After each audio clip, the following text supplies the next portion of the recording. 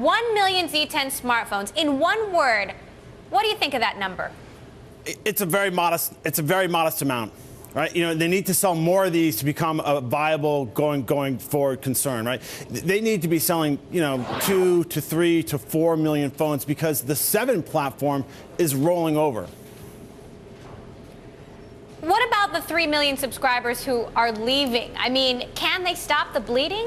That's the other, if you look at the results that we got this quarter, right, it was sort of a push. We had some nice positives. We got that big lift up in gross margins. The cash balance stayed the same. But that loss of subscribers, and it's an accelerating number. We lost 1 million 2 quarters ago. We lost 3 million this quarter. That's high margin business that's rolling off, and it's going to be difficult for the company to replace that. Now, one of the numbers that Torsten Heinz mentioned that I found interesting was that 55% of people who bought the Z10 were coming from other platforms. He says they are not BlackBerry loyalists. My question is, what other platforms are they coming from? Are they coming from Apple or Android? Are they coming from Microsoft? Are they coming from flip phones? Who are these people? Right. It's an interesting statistic, and it kind of cuts both ways because the expectation was that there was a book of BlackBerry loyalists who wanted to buy this Z10 phone. And when you have that data point combined with the fact that, hey, the only initial sales are still just 1 million and not all those are sell-throughs, right, then maybe the demand for BlackBerry loyalists is not as strong as expected. Now, Colin, I didn't realize you were a poet, but you actually wrote a haiku about BlackBerry. You say, pay heed to channel inventory increasing and not selling through. Does that pretty much sum it up? That's the concern going for the next couple of quarters. Right? The quarter that we're in right now is likely to be relatively strong for BlackBerry because they're going to be putting the Z10 and the Q10 phones into the channel.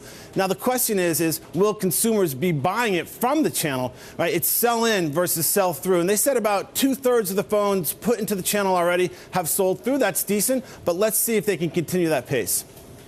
Now, Mike Lazaridis, co-founder, stepping down. Jim Balsillie, the other co-CEO, left earlier. Now that there really is a truly new regime at BlackBerry, how much hope do you have that they can ultimately turn this around? How much hope do you have that they can become a player in a 2-horse race between Apple and Samsung?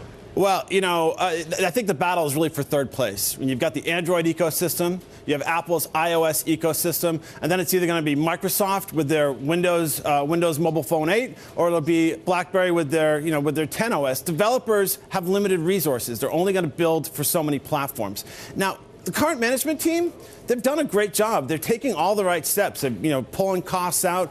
They're delivering a good product. Whether it's too late because the market has just moved forward and the value proposition that the company is offering is, still questionable. But why would you pay, $599 for an unproven phone? Whether it's too late for them to catch up in this high-end market, we'll have to see.